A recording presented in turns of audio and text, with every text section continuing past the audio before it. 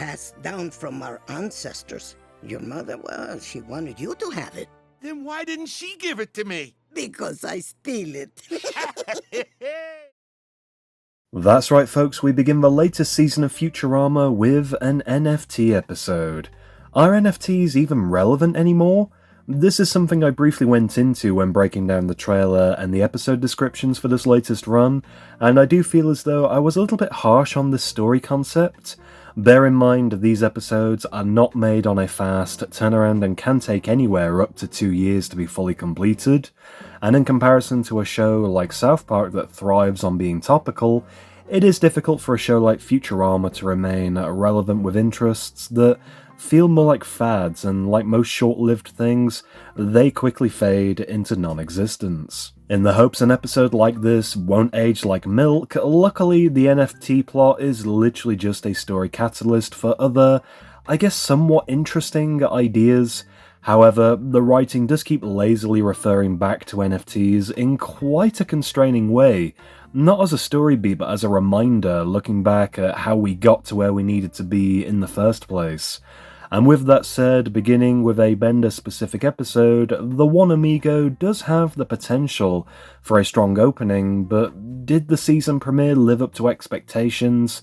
Was this story really all that interesting by the end? I'm off to rediscover the concept of Bender! Sadly, this episode didn't really surprise me with anything new. It was definitely playing things safe for the most part, which does feel a little bit frustrating. Personally, I was hoping for a lore-specific episode, delving into Bender's past and his heritage, and this is something we have technically already had before from the Comedy Central run, and might I add, it was done far better, with a forgiving retcon that only further enhanced Bender and Hermes as characters. But this time, we do briefly touch on Bender's Mexican background, and we get to see more of his family and how embracing the creature comforts from home rekindles his personality. And in short, for the plot of this episode, Bender has an identity crisis followed by a journey of self-discovery. And it's nothing too special. What saddens me is how this was done in a more watered down way than it was entertaining. And when the B-plot is more humorous and engaging than your main storyline, that's when things aren't looking too favourable. Starting off the episode with some quick exposition, the children of Planet Express, as I will colloquially refer to them, are doing innocent drawings which we then learn that these are NFTs, giving one of the many explanations defining what they are and how they work.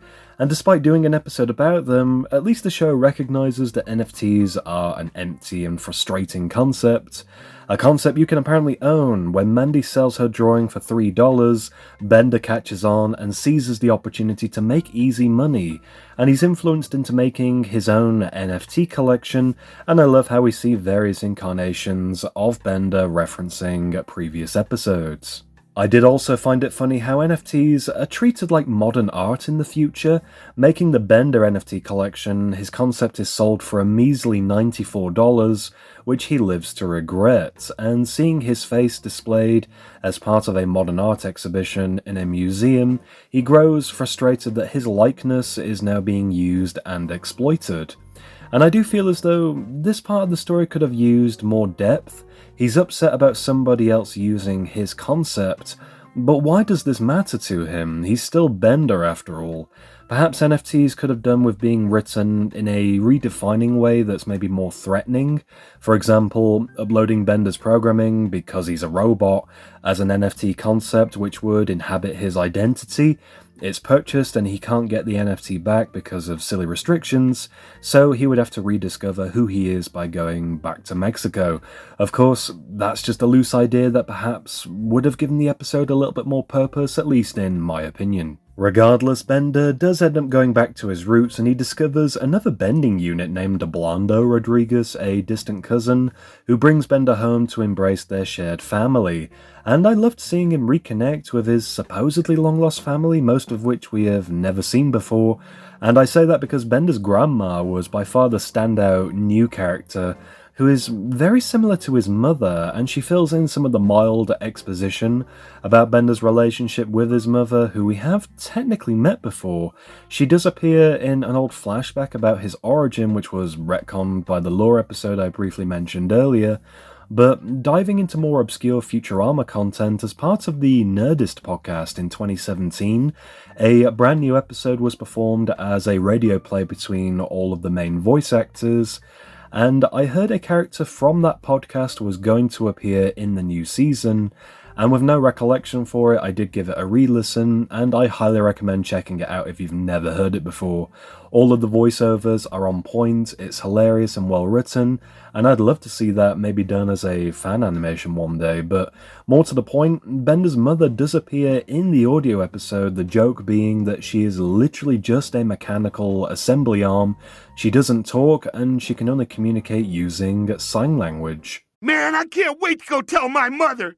Aw, Bender, that's sweet. I'm sure she'll have a lot to say. Fry, you idiot! My mother can't talk, okay? She has no mouth. She uses sign language, which is a form of talking. A more interesting part of the episode that I did appreciate a lot more was the professor planning and executing a heist on the museum. Of course, the goal is to try and steal Bender's NFT collection, and I love the effort he put into this. His inventions always crack me up, even seeing the Thing Longer make a return from the Anthology of Interest episodes was great, and his enthusiasm for building a small model replica of the museum was by far my favourite part of this episode, and the heist itself was also fun, but I feel sadly there was a struggle balancing this part of the plot with the main storyline. Speaking of, Bender getting back in touch with his cultural heritage was somewhat interesting, especially when it boiled down to competing in a very simple looking sporting event trying to get a rock through a hoop. Little does he realise this was all a manipulative setup by Doblando, and if Bender wins, which he does, he will become a robot sacrifice to the so-called ancient emperors. An amusing but very predictable twist, but nothing really special comes of this element of the episode, where the honour of death goes to the winner, and having said that, there's no real threat to combat from the sequence. Bender is pushed into a pit where he would surely die on impact, but he does survive, and meeting these so-called ancient emperors, he uses a quipu, which is a recording device previously owned by his mother, to return a mathematical equation to these gods, but instead of letting them keep it, he ends up stealing it back at the last second, and there's some inventive ideas to appreciate from all of this, but nothing really all that special in my opinion, and tying everything together by the end, Bender uses the quipu to run a mass calculation that will steal back the NFT from the museum, thus allowing him to possess the concept of himself once again. Or not. Yeah, the so-called satire of this episode literally revolves around over-explaining what NFTs are, and then seeing the characters frustrated by the definitions not making sense.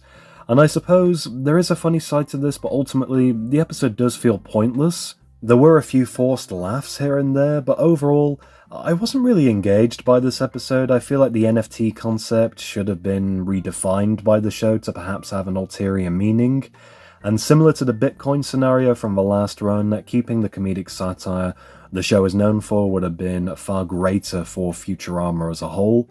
Otherwise, I am very excited to see what the remaining 9 episodes will be like, hopefully better than this. Not that this episode was bad by any means, but I just don't really feel it was worthy of being the season premiere.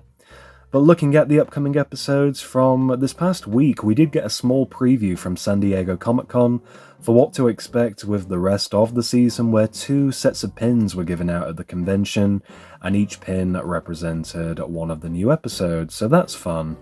Anyway, that's going to do it for this episode breakdown and review. I do plan on covering the entire season, so if you are interested, be sure to stay tuned. Leave me a like if you enjoyed this review, comment below how you found this episode. I'd love to hear your thoughts and opinions. Were you left disappointed? And for more content, be sure to subscribe to my YouTube channel, DVD Review Studios.